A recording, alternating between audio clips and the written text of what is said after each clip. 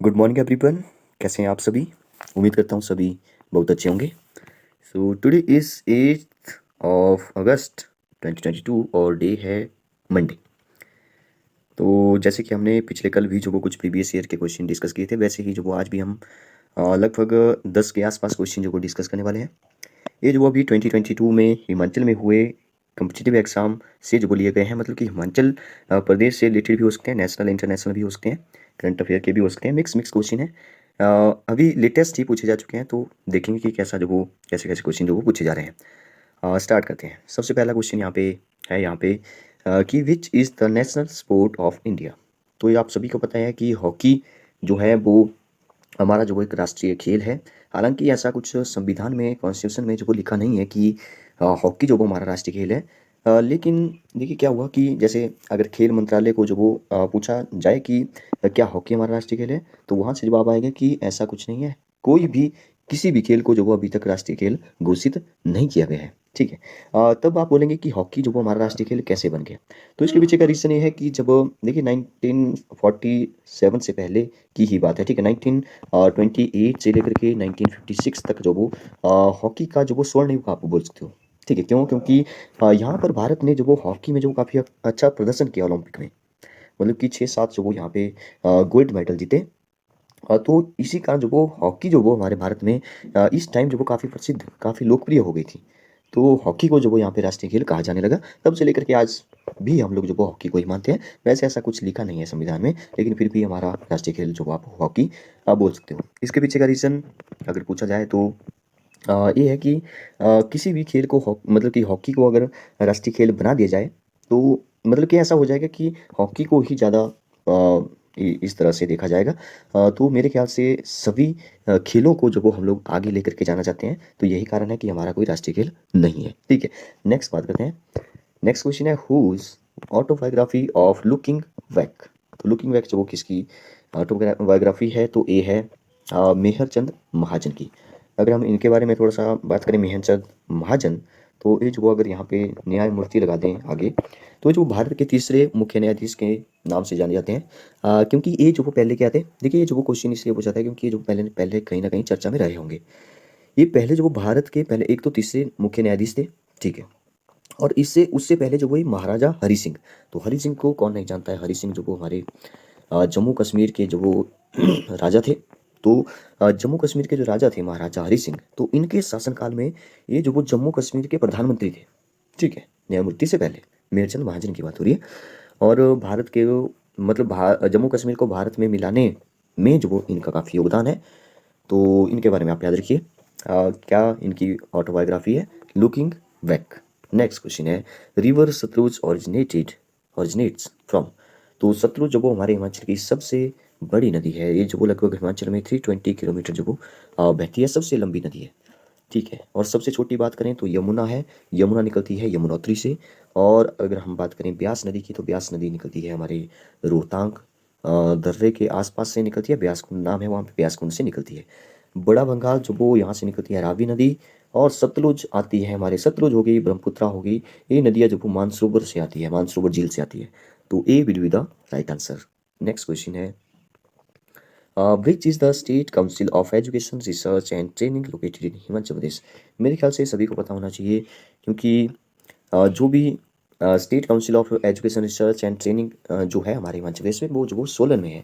इसका जो उद्देश्य है इसको बनाने का, तो उद्देश्य ये है कि मतलब कि जो भी हमारे भारत में सॉरी हिमाचल में जो भी शिक्षक हैं, तो इनको जो वो वहाँ पे प्रशिक्षण दिया जाता है, ट्रेनिंग दी जाती है, ताकि शिक्षकों की मतलब कि पढ़ाने की जो कला है उसमें जो वो गुणवत्ता लाई जाए। तो यहाँ पे जो वो आज भी ट्रेनिंग चलती है। अगर मैं इसके बारे में थोड़ा सा बात करूँ कि पहले जो वो ये क्या था।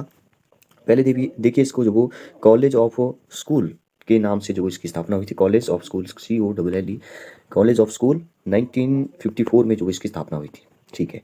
उसके बाद जो वो 1970 में, उसके बाद 1970 में जो वो state institute of education SIE में जो इसको मतलब कि कन्वर्ट कर दिया गया, इसको पुनर्गठन कर दिया गया, ऐसे आप समझ सकते हो। ठीक है।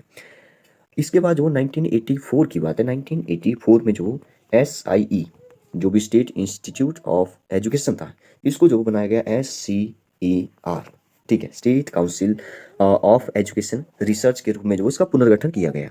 ठीक है, इसका उद्देश्य जो वो यहाँ पे मेरे पास था एक, यस यहाँ पे आप देखिए, तो यहाँ पे लिखा भी है, देखिए इसके उद्देश्य शिक्षकों हो गया, प्रशासकों या अन्य शैक्षिक कर्मियों को इन सर्विस प्रशिक्षण प्रदान करके राज्य में शिक्षा की गुणवत्ता में सुधार लाने के लिए। ठीक है, नेक्स्ट देखिए, राज्य के भीतर अकादमिक नेतृत्व प्रदान करने और विभिन्न मुद्दों पर कार्यशालाओं और सेमिनारों का आयोजन द्वारा शैक्षणिक अनुसंधान, नवाचार और प्रेरणा के केंद्र के रूप में कार्य करना। राइट, नेक्स्ट है गुणवत्ता के प्रतीक होने और राज्य में गुणवत्तापूर्ण शिक्षा में संबंधित मुद्दों पर अध्ययन करने के द्वारा मूल्यवान अंतर्दृष्टि प्रदान करना। तो ये जो कुछ इसके उद्देश्य है, इसको जो आपने याद रखना है कि कब जो इसकी स्थापना हुई थी, तो इसकी स्थापना हुई थी 1954 में। 1984 में जो इसका नाम state council of education research के रूप में जो उसका पुनर्गठन हो गया था। नेक्स्ट देखिए, तो यहाँ पे नेक्स्ट क्वेश्चन कहाँ चला गया, यहाँ पे हम शायद पहुँच चुके हैं, नहीं पीछे हैं, हाँ ये लास्ट क्वेश्चन था 128। आगे चलते हैं 129 पर। वेयर इज शोभा सिंह घाट, एक क्वेश्चन जो वो कई बार एग्जाम में, हिमाचल के एग्जाम में पूछा जाता है हर बार ही। ठीक है, तो ये जो अंद्रेटा में है शोभा सिंह आर्ट गैलरी, इसके बारे में हम पिछले पार्ट में डिस्कस कर चुके हैं शोभा सिंह के बारे में डिटेल में, तो आप उनको देख सकते हैं। ठीक है, तो यहाँ पे हम ज़्यादा डिटेल में नहीं जाएंगे। अंद्रेटा में है, कांगड़ा में अंद्रेटा वो पड़ता है। ठीक है, नेक्स्ट क्वेश्चन है question number 130, among the following which is the famous dance of Mandi district. तो मंडी डिस्ट्रिक्ट का जो फेमस डांस है, इसके बारे में हम पिछले पार्ट में जो मैंने आपको आंसर बता दिया था, लुड्डी जो वो मंडी डिस्ट्रिक्ट का फेमस डांस है। ठीक है, तो बाकी हम इस क्वेश्चन को वैसे डिस्कस करेंगे, लेकिन अभी थोड़ा सा टाइम की कमी है, तो इसको हम बाद में ही अगले पार्ट में डिस्कस करने की जरा कोशिश करेंगे लुड्डी के बारे में। और यहाँ पे और भी कई सारे जो वो फेमस डांस लिखे हैं उनको भी हम लोग जो देखेंगे। नेक्स्ट क्वेश्चन है कंप्यूटर से रिलेटेड लग रहा है, how many bytes are in 1 KB। देखिए क्या होता है, एक बिट होता है, बिट होता है, बिट या 0 या 1। ठीक है, फिर बनता है बाइट, तो 8 बिट का जो वो एक बाइट होता है। ठीक है, तो बाइट बन गया। अब जो वो देखिए बाइट बन चुका है। ये पूछ रहा है कि 1 KB किलो बाइट, तो 1024 बाइट का जो वो 1 किलोबाइट होता है। ठीक है, अब किलोबाइट से बनेगा मेगाबाइट, MB, MB से बनेगा फिर GB। ठीक है, और GB से ऐसे ऐसे आगे चलता जाएगा। ठीक है, आगे TB हो जाएगा, टेराबाइट। ठीक है, तो इसमें जो वो कितना कितना होता है, जैसे अगर मैं बात करूँ तो 1024 ही होता है। ठीक है, तो बिट में पूछे तब तो बात अलग है, लेकिन अगर KB में बाइट पूछा है तो 124 ही होगा। ठीक है, अगर MB में बाइट पूछा कि एक MB में कितने बाइट है तो भी 124 होगा। अगर ऐसे पूछ ले कि 1 TB में कितने मेगाबाइट होते हैं तो भी 124 ही होगा। ठीक है, तो आपको ये बात याद रखनी है। तो इसका मतलब है यहाँ पे हो जाएगा, देखिए यहाँ पे तो इजी है, आगे कुछ बाइट टी लिखा हुआ है, अगर बीटी बाइट तब तो कन्फ्यूजन बनता है, लेकिन 1024 ही लिखा है, सभी ऑप्शन में जो अलग अलग है बाकी, तो भी will be the right answer. 1024 bytes जो होते हैं। नेक्स्ट है Shimla conference took place in, तो शिमला में समझौता जो वो कई बार हो चुके हैं, लेकिन यहाँ पे ऑप्शन है कि 1944 में हुआ, 1945 में हुआ, 46, 47 में हुआ। आपको बताया कि शिमला में जो 1964 में, 1972, तो कई सारे ऐसे समझौते हुए, लेकिन ऑप्शन को देख करके जो अगर टिक करें तो 1945 में जो वो एक समझौता हुआ। ठीक है, शिमला कॉन्फ्रेंस हुई, यहाँ पे समझौता या कॉन्फ्रेंस बोल दो, सम्मेलन बोल दो। ठीक है, समझौता नहीं, सम्मेलन बोलो इसको।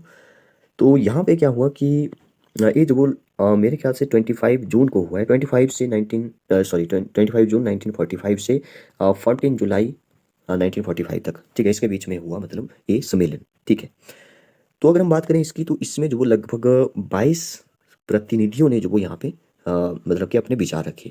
तो इसमें जो वो मेन मैं बता देता हूँ, जैसे जवाहरलाल नेहरू तो होंगे ही, मोहम्मद अली जिन्ना, क्योंकि 1945 मतलब कि यहाँ पे द्वितीय विश्व युद्ध जो वो समाप्त हो चुका है। ठीक है, मोहम्मद अली जिन्ना थे, सरदार वल्लभ भाई पटेल थे, अब्दुल कलाम आज़ाद थे, खान अब्दुल गफर खान जिनके बारे में हमने पिछले कल बात की थी, खान अब्दुल गफर खान, महात्मा गांधी थे। तो ऐसे कुछ नेता जो वो यहाँ पे इन्होंने यहाँ पे भाग लिया था। ठीक है, इसका उद्देश्य क्या था कि इसका उद्देश्य ये था कि उस टाइम की जो राजनीतिक स्थिति थी उसको एक तो सुधार लाने के लिए, और एक जो वो भारत को पूर्ण स्वराज दिलाने के लिए तो था ही। ठीक है, तो 1945 AD में जो है हुआ था शिमला कॉन्फ्रेंस।